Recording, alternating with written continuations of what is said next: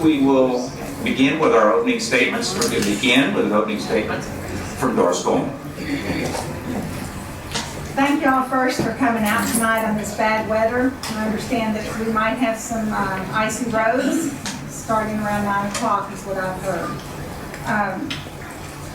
This race is not about me and it's not about my opponents here. It's about you, the voter, and who you want to elect to be responsible for your tax dollars to make sure that we, the courts, are fiduciarily responsible. I'm Doris Golemon, and I am asking for your support to be that person to lead the court and oversee it and be fiduciarily responsible with your tax dollars. I come from the Montgomery County Food Bank. I was there for 9 years. We grew from a very small nonprofit to the 11th largest food bank in the state of Texas. When I began, we had no money in the bank. When I left, we had almost $1 million in reserve for the future, and no debt. What I will bring to this court is that our budget right now, we have we're the second highest debt per capita in the state of Texas. We need to change that.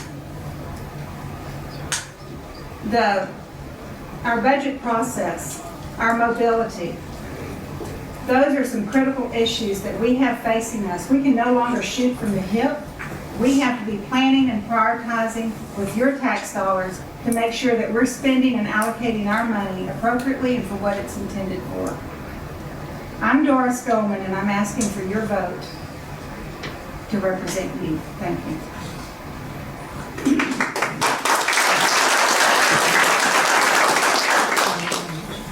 My name is Craig Doyal. I am a native Texan. I'm a fourth-generation resident of Montgomery County.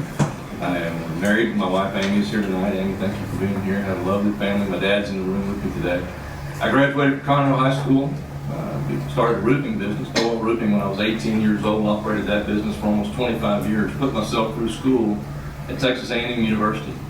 Graduated with a degree in geology. Came back here. I ran for county commissioner in 1986. I did not win, but I had the good fortune of going to work for Commissioner Malcolm Purvis for many years. When he passed away in 2001, I was appointed commissioner. I was elected in 2002 and unopposed in 2006 and 2010. As your commissioner, I've served as the representative to HGAC, 13 county HGAC region, where I was elected chairman of that board my last year there by the membership of that board, which was made up of commissioners and county judges from across the 13 county HGAC region. I represented Montgomery County on the Transportation Policy Council, an 8-county region that guides and directs where state and federal highway dollars go within the region. I currently serve on the Gulf Coast Rail District Board, looking at freight rail and commuter rail issues around the region. And I serve on the 1420 Committee, which is the committee that's charged with looking at funding options for the Grand Parkway, segments H and I through eastern Montgomery County, Harris County, Liberty, and Chambers County. As your commissioner, I've been involved in numerous transportation projects, like the pass-through program that saw 1488 widened, 1314, 1484, 1485, and now the flyovers at 242. I was able to construct Fish Creek Thoroughfare, a major thoroughfare through the middle part of Montgomery County and the middle part of Precinct 2. Been involved with TxDOT on numerous projects and created coalitions with other counties, with Commissioner Cagle out of Harris County, with Shiflett out of Grimes County to go to TxDOT in Austin and get money allocated for the 249 expansion. Been very involved in numerous projects. Would like to take that experience to the county judge level and represent you as your county judge as this county continues to grow. Thank you. Craig Doyal for county judge.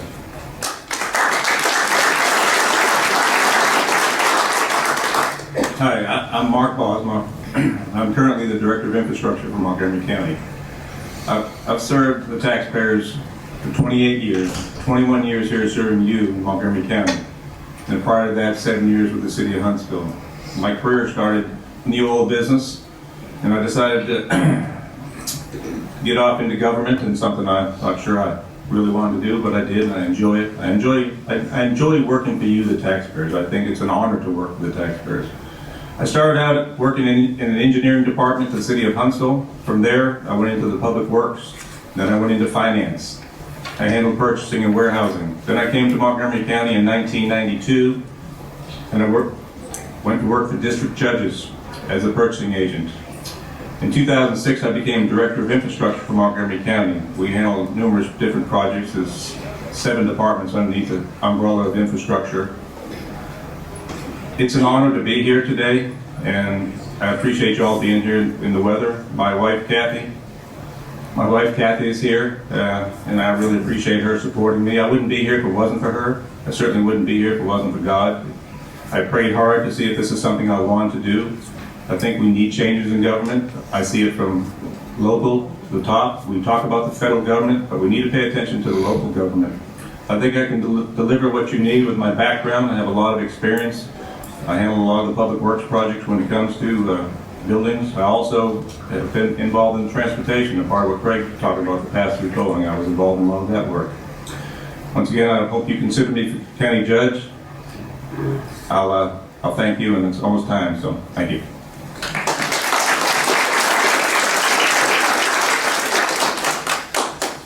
Okay, thank you, candidates.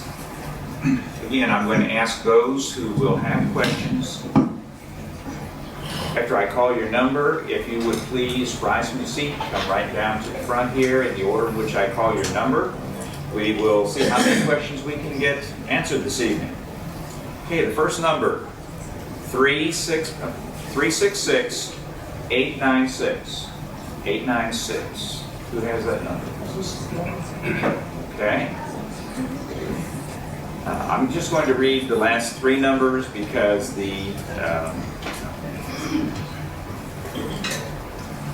I'm sure that would be sufficient. Okay, number 907. Your ticket ends in number 907. If you have a question, come right on up here, just so that we can have a couple of people in line. The next number that I'm going to reach in and grab is number 911. Who has number 911?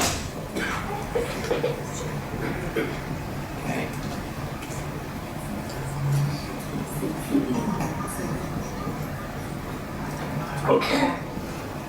Okay, number 886. Number 886. Okay, have another one. Okay, let's see if we can get another one. Number 920. Number 920. Who has that number? Okay, no one claiming that. Number 895. 895. Who has that number?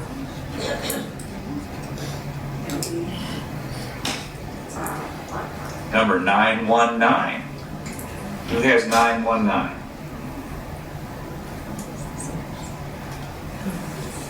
Okay, let me try one more, and then we're going to go ahead and let the First Lady ask her question. Number 910. 910. Who has that number? Okay. Ma'am, please ask your question to the candidates. Sorry, might be already a given for most people, but Please try to get as close to my could you just explain what the duties are of the county judge and how you intend to work with them? Thank you. So how are we doing the questions? What order you guys respond? Okay, let's go ahead and start. Since you had started with your comments, go ahead and answer the question, please, since it was directed at all 3 of you. This is an administrative position. This is who is responsible. The court is responsible for your tax dollars. The county judge oversees the court and represents countywide. It's a countywide position. We are responsible to allocate your dollars for mobility. Public safety should be our top 2 priorities. We should also making sure, and we also set the tax rate. It is our responsibility to make sure that we are using your money wisely and efficiently, not for entrepreneurial projects. It is strictly for your quality of life issues that we are facing. And as your county judge, that's what I will be doing, is setting the tone for the court to make sure that we are using your money where it is supposed to be spent. Mr. Doyle. The county judge presides over the commissioner's court. Commissioner's court, if you will, is the administrative body of the county. Much like the board of directors, the judge would be the chairman of the board, so to speak. It's in charge of emergency management for the county. It's in charge of indigent burials for the county. Presides over court as we set the tax rate, preside over all county business that occurs. We ratify all county contracts. Any business item that comes before court, we go before the commissioners and the county judge. What I see the role also as the county judge is one of a promoter for Montgomery County, quite frankly, to go out and attract new business, new positive growth for Montgomery County to attract the people like the Anadarkos and CB&Is and the McKessons to this community to provide good quality job opportunities as we continue to grow. The county judge's responsibilities, of course, is emergency management, is part of the duties, civil defense, and also overseeing commissioner's court and adhering to the agenda. I also think that the county judge's position needs to be involved in the everyday operations of the transportation issues that are out there. I think it's a position when in reference to the budget. It should be an annual budget or a yearly budget. Should be done not just a couple of times, just during the year, but it has to be going on all the time. I think the role needs to be more of keep the public aware of what's going on in the community. You elect people to be in the community. You want to know what's going on. I think it's part of their responsibility to send a message out to you, possibly get out there and have town meetings, as we can call those. People call them county meetings. I think it's a responsibility to get out there in all precincts, because your budget's a county-wide budget. It's just not a precinct budget. So I think it's more of a role to be around the whole county as a whole. Thank you. Okay. Yes, sir. Next question. Thanks, Tim. John Wirtz, Montgomery County Tea Party. An outside entity was formed by county commissioners to build the Joe Corley Jail and mental health facility, which in effect averted involvement by the county procurement and county infrastructure departments, and consequently averted the bidding process too as well. What are your thoughts about how and why this was done, and was it ethical? Okay. Was so that this- to a specific candidate, or was that? Okay, so that we have the variety in answering questions, let's start with Mr. Bosma.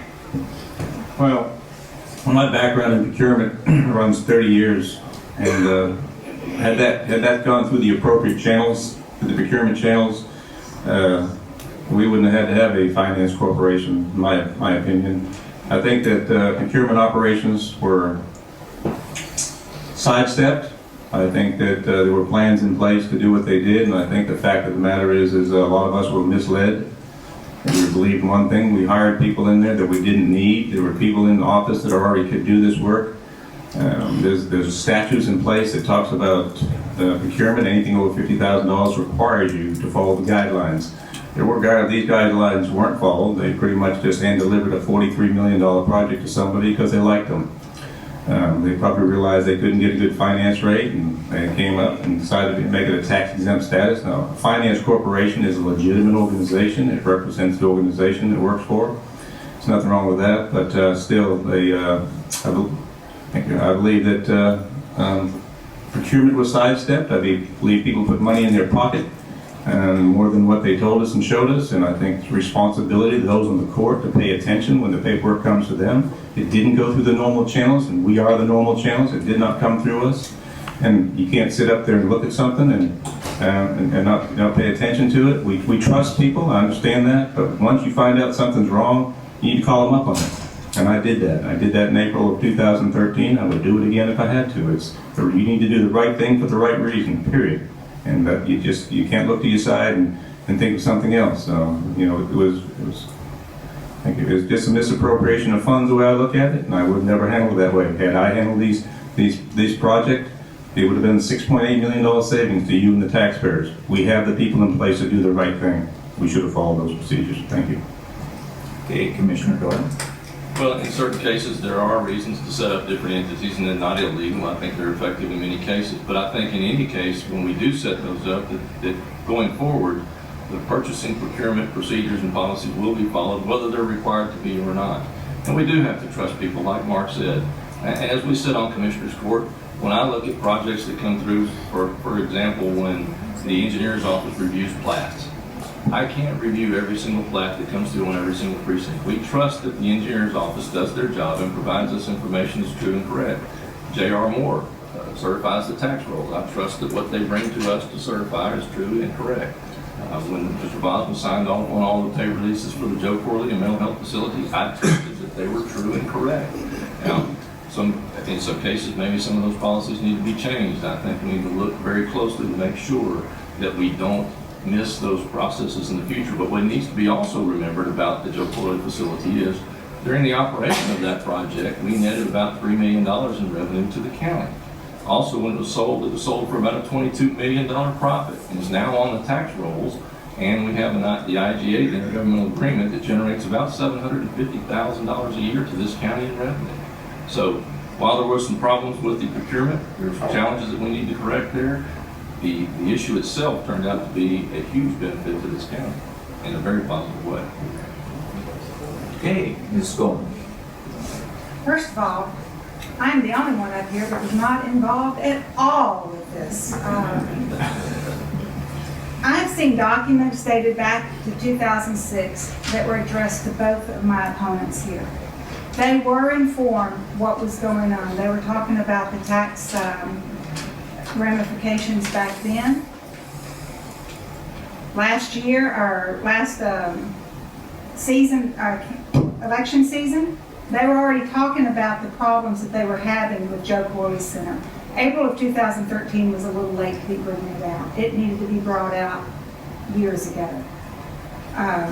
This was an entrepreneurial project. Should have never happened. $22 million was made of it. They had to sell it because of the tax liability. Because we were going to face a massive tax liability that we would have to pay. There are appropriate procedures that need to be taken place.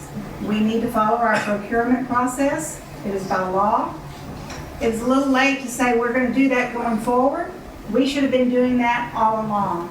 And as your county judge, I will make sure, and I will work with these departments to make sure we have to trust these people, but we also have to be actively involved with what we're doing. We cannot sit there and let them come to us and present us the paperwork and say this is what's going on. We need to be actively involved in the processes that are going on. Yes. Okay, thank you. I'm going to try from here, rather than twisting that microphone back and forth. I'm going to, hopefully you'll be able to hear me clearly as I read the numbers from here, again using the last three numbers. Check your ticket. If you have number 912, would you please come to the mic at the podium? 912.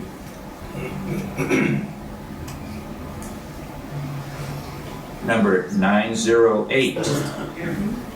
Okay, please come up. Number 887. Who has 887?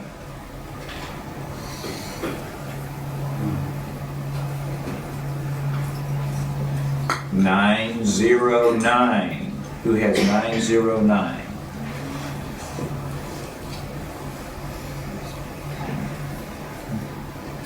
(902). Certainly somebody must have 902.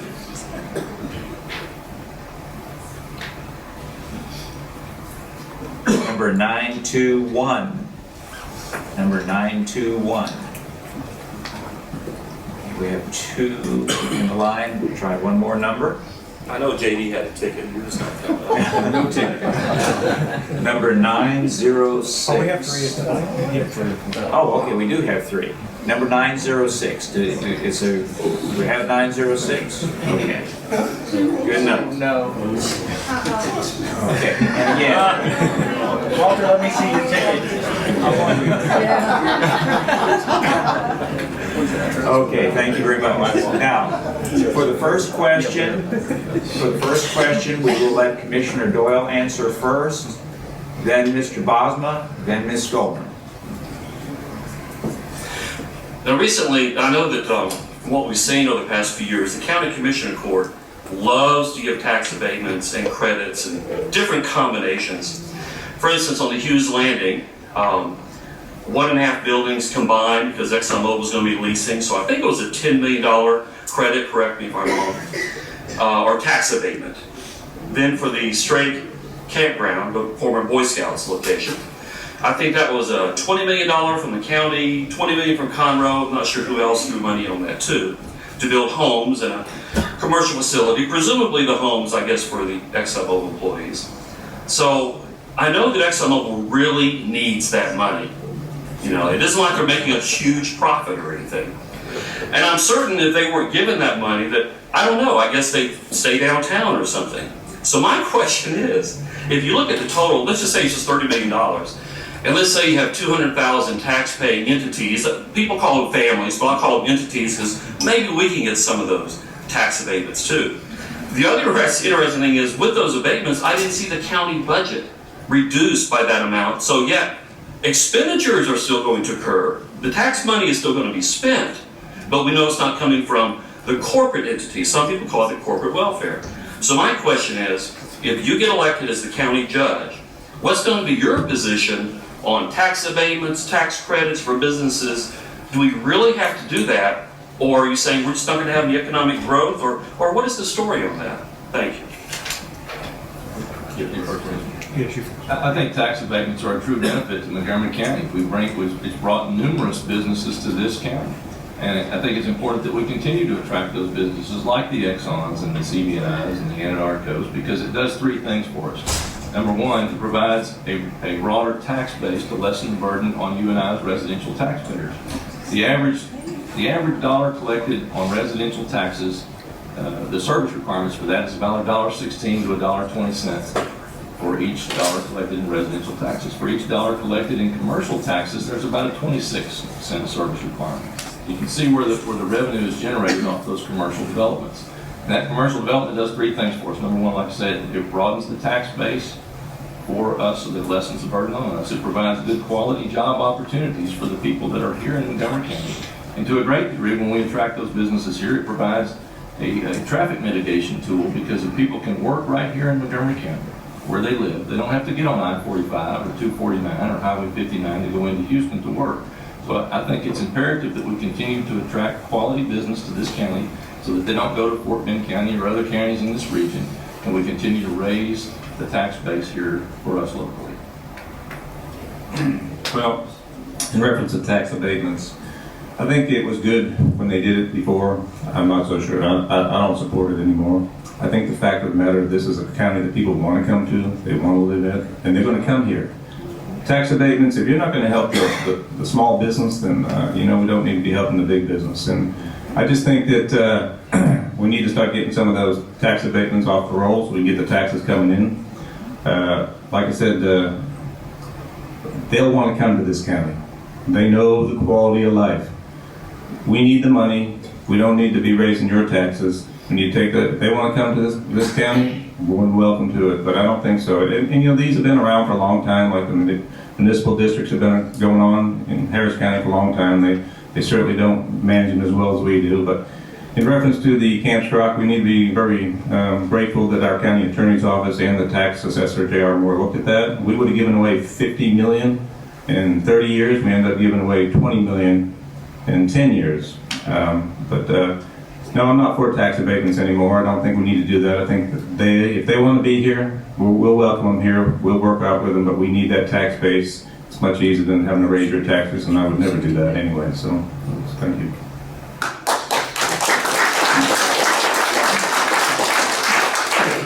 I'm going to take a little bit different stance than both of my opponents here. Tax abatements, have y'all ever received one as a taxpayer? We just made, no? And if you have your own business, a small business, you've not received one. So I say that we need to lower our taxes instead of what we do right now. Both of my opponents were on the Budget Review Committee. They call, what happens traditionally is they call J.R. Moore, a tax assessor. They find out how much money is going to be raised off of your backs, and that's what our budget is set at. This year it was a 6% increase. It has gone as high as 11%. That is wrong, folks. We need to be planning and prioritizing and allocating our money where it needs to go so that we can lower your taxes. That's what I'll do. Now, to answer your question about tax abatements can be good if they are handled on a case-by-case basis, and we continuously review as our county grows. We need to be reviewing our processes. But our number one priority should be you, the taxpayer, and lowering our tax rate. And that's what I'll do. My opponents have been in office and working for the county for years, and they have not lowered our taxes. And I will. I'll see to it and work with the other commissioners to do that. Okay, thank you very much. For our next question, the order which our candidates will answer will be Mr. Bosma will answer first, Ms. Golemon will answer second, and Mr. Commissioner Doyle will answer third.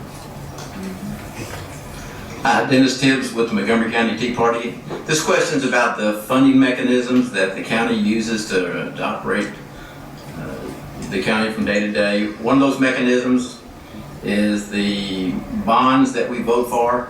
A few years ago, the voters decided they didn't want to borrow more money. And what happened was that the Commissioners Court used a technique called the certificates of obligation, which really is an emergency measure. Legislature called it to pay obligatory funds and expenses. So how do you think those things should be used? When should they be used, and when will you use them? The certificate of obligation should be only used for emergency operations and small equipment. The taxpayers in 2011 voted down the road bond because they weren't given enough information on what projects were going on. So in turn, some of the members of the court decided to go around and do a certificate of obligation. That's not something I would ever do. I think you need to educate the taxpayers, come back to them, explain what their needs are, because we have needs. But the certificate of obligations, we probably have close to $100 million worth of debt on that. And we probably, total debt is $446 million. With interest, it's over $654 million. We're a conservative county. We need to act like a conservative county, and we need to have leadership that does that. And I don't have a vote today, so a lot of what you may hear from one of my opponents is not quite accurate. If I had a vote, a lot of this wouldn't have happened, or I would have called it up.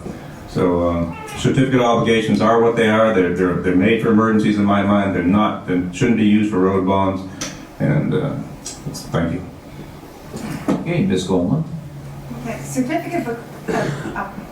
certificate of obligations should be used for emergencies only. Maintenance of our roads, failed bond elections, that is not an emergency.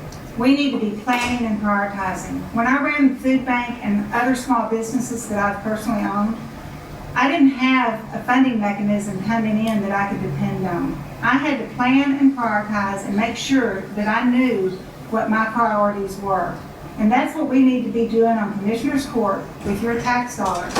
Not saying, well, we're going to spend all of this money for special projects, and then when we can't fund what our priorities are, which is public safety and our roads, then issuing a certificate of obligation. That is backwards. We should be doing those only for emergencies, true emergencies. And if we plan and prioritize, we will not be having those. Thank you. Well, there's different mechanisms to fund the county government. 66%, around 66% of our budget is made up through ad valorem taxes. Now, the balance of that is fines and fees and other revenues that come in. Certificates of obligations are a funding tool. We've used them to do expansions that have been required. For example, when the legislature created some new courts, we had to build new courts. We used certificates of obligation to fund those. We've used certificates of obligation to fund the expansion at the airport. It has about a $33 million a year economic impact on this county. We use certificates of obligation to fund a couple of roadways that were constructed to provide expansion at the airport, and of course some of the development over in East County for a new school stadium where commercial development will occur. It'll generate a tax base that will pay for those roads within a fairly short period of time. And that revenue then will be generated from now on. I think that we need to be looking at ways, innovative ways to fund every road that we can fund today, partner with everybody that we can partner with, and leverage every dollar that we can. Because in the next 15 to 20 years, we're expected to be at 1 million people. We're at 500,000 today. You think about every car you passed on the way here today. You can double that in the next 15 to 20 years. We better be working today to build every road that we can in preparation for that growth. And I think that And we need to find the mechanisms to fund those roadways. I'm gonna make mine. So y'all don't change any questions here. Okay, you have 2 minutes, please. Okay, talking about these certificate of obligations and the growth that we're seeing, this growth has been coming here for many years now. We have experienced it. We should have been planning and prioritizing for years for this growth, not now looking to the future. This should be an ongoing project, and it has not been. Their certificate of obligations, it's not for building developer roads or those types of things. It's not for maintenance. It is for in emergencies. And that's what I will do, working with the other commissioners to make sure that we're planning and prioritizing. Because in your private business, you don't get to say, oh, well, these people are going to come, so I need to go and borrow some more money. You have to make sure that you have the money to pay for it, and that you have a way to get where you're going, and you do that through planning and prioritizing and putting aside money for the future. We do not do that. Thank you. Thank you.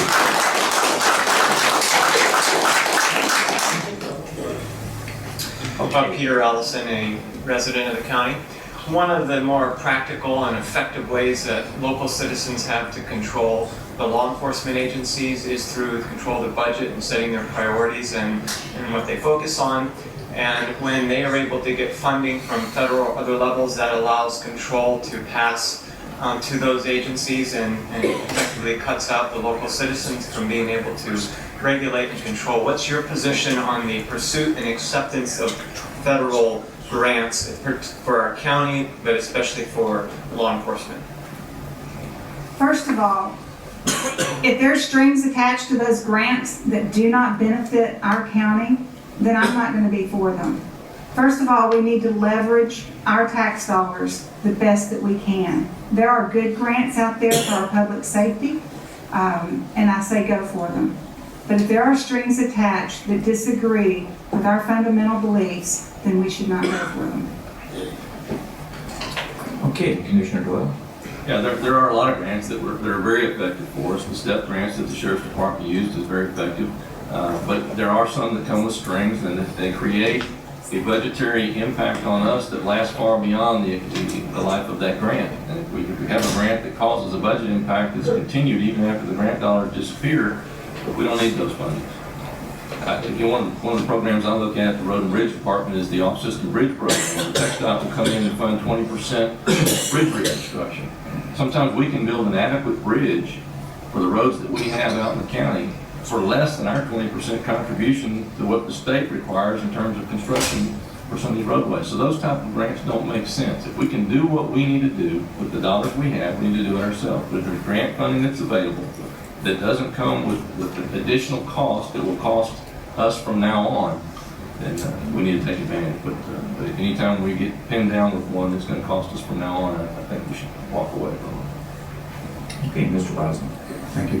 The law enforcement has a lot of needs, and we need to really work with them. The grants that we get, as long as there's no match to those grants, and we should take those grants as long as there's not a match to the local taxpayers. But we need to give the law enforcement a lot more tools than what they currently have to do their job. And crime is going to be on the rise here in the county as we grow. And it's coming in from Harris County, and you saw something come through Commissioner's Court about that, about this gang coming here, and they're here. There's 100,000 people that come in here illegally that are gang members. And that's where they're going to come, where the growth is. That's the things we need to do. So if there's grants out there that we can get that don't match, we need to do that for law enforcement. So that's a key thing to me about taking care of them, because they take care of us. But grants, like Craig said, we don't need to ever keep a grant if it's going to cost you in the future. And that's what happens. A lot of these grants become, you pay 20%, 40%, 60%, 80%, and then you own them after that. I don't think we should do that anymore. We need to find other tools to do that. And I think we can do that through the budget process, through cutting our taxes and not cutting service. We can do these things because we're a growing county and there's a lot going on. And like I said, everybody wants to come to this county, and there's a reason for that. So let's work with what we have now. Thank you. Okay, thank you. Sir. Hey. Well, Mr. Boyd. Thank you very much. Let me have just Hold on. I would like to ask all questioners to please phrase your questions as succinctly as you can so that the candidates have as much time as possible for their answers. Okay. Mr. Boyd. Doris is the only one that doesn't turn her back on me because she knows I've endorsed her. But look, to my three, that's full disclosure, okay? But to three of my favorite people of all time. You voting Republican? No, but I'm here to help all of y'all. Do the best you can be. Hey, I just want to get into this, and this is very succinct, I hope, and I'll zero it down. Mr. Landright, the Tea Party county attorney has sent these letters out to Ed Chance and those, you know all about that. We've been at the Commissioner's Court. Yeah, I think we've heard different views. I want to ask y'all, if you think those letters are a good thing, are they the right thing, are they the proper thing, especially, and I want to zero in on a letter to Ed Chance, who was a county commissioner. Do you think that's a good thing to do and a proper and legal thing for the county attorney to get into? And it may be my first question about Mr. Landright. He's the greatest county attorney ever, I think. Okay? Wait, can you get into that real fast? 2 minutes. 2 minutes. Yes, okay, and we'll let Mr. Bosma lead the answers for this question, and then Commissioner Doyle, and then Ms. Golemon. I certainly back the county attorney's office 100% on their letters going out. And I had a lot of involvement in that to the extent that I worked with I was asked by the FBI and the DA's office to help them out, which I did. I do it again and again and again. Doing the right thing for the right reason is the right thing to do, period. It's your tax dollars. And if the county attorney's office has looked at the paperwork, which I won't go into detail on the paperwork, they wouldn't have done that if there wasn't something there. You know, you're talking $13 to $16 million of our tax dollars that, quite frankly, didn't go into the projects like they should have. So, yeah, I support them 100%. And the letters went out for a reason, and like I said up front, there's procedures in place to follow, and they were not followed. And people that were working on it knew what they were doing. And thank you. Well, there's been multiple investigations. There's been an FBI investigation, there's been a district attorney investigation, and now we've authorized the county attorney to look at it through a civil investigation. If there's money out there that the county's owed, we should pursue every penny of it. Now, whether the letters were the right way to do that or to just open a dialogue somehow with them, that's for the attorneys to answer. But I think that if there are dollars out there, they need to be pursued, certainly. I don't think we need to convict anybody in the court of public opinion until we get all those facts and figures and know exactly what happened. And if writing letters was the only way to get that dialogue open, as Mr. Wainwright has indicated, I guess that was his option to use as an attorney. But I think that I would rather have seen him open the dialogue somehow without sending the letters out. But that was his choice.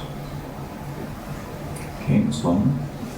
Again, My two opponents have much more knowledge about this than I do. However, somebody that, if there's a question and our attorneys do believe that they need to send a letter to someone and demand that they pay something back, I think done in an executive session, they made their decision and they followed suit. I don't know that you would want your letters out in the public.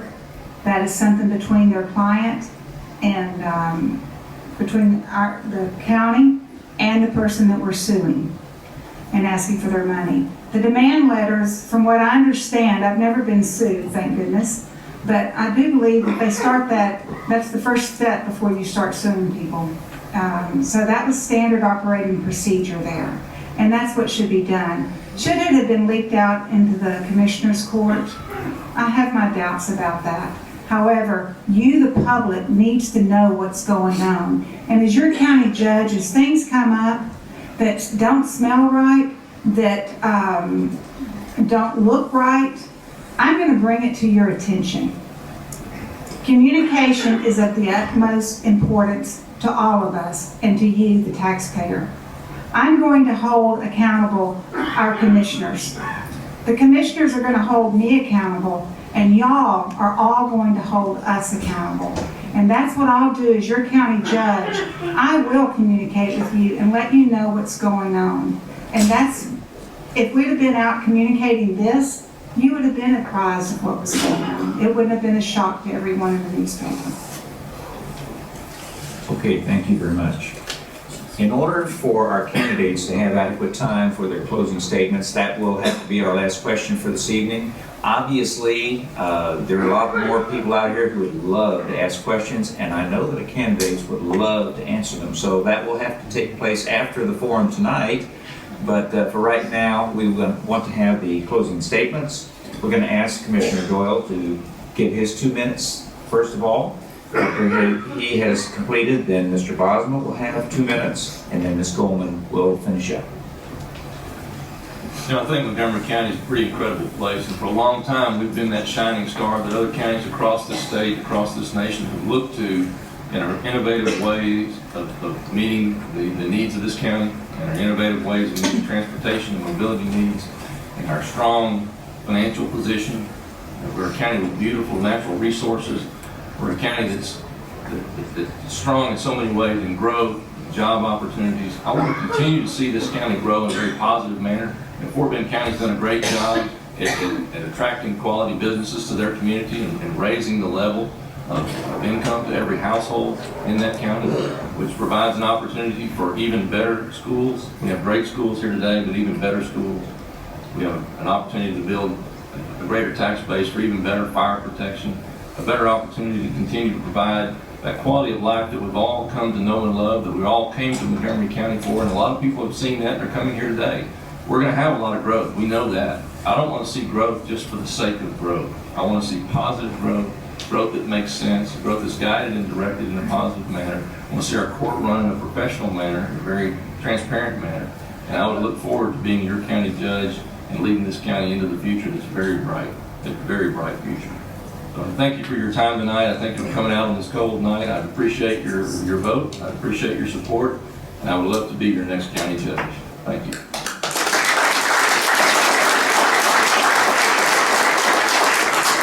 Mr. Bosma. Thank you. We need to bring conservative values back to this county. We need to remember who we work for. We work for you. We need to keep things transparent with the lights on. We need to think about ethics, integrity. These are things that you expect from government employees like us. I will make sure that that occurs under my watch as your next county judge. You need to do the right thing for the right reason. It's very simple. When you get off track, you have to find yourself to get back on track. That won't happen under my watch. Once again, like I said, those letters going out, it's the right thing to do. It's your money. We should always go after your money. Being your next county judge, I believe in term limitations. I'm telling you that now. I think that's important.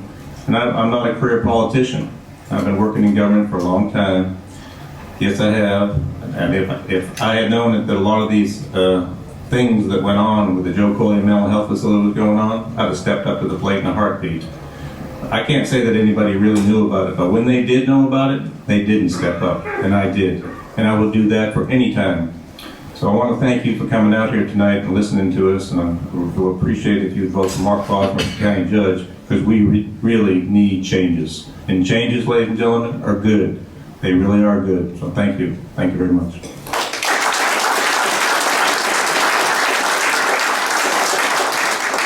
Hey, Ms. Golemon. Okay, I'm Doris Golemon, and I will bring to the court transparency. My two opponents have had the opportunity to lead and show transparency and communicate with you. I will do that. Right now, there's a project about the toxic wells.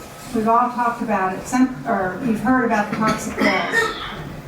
That is a project that, attention was not being paid on the county level, and it was, somebody got a driving permit for a driveway.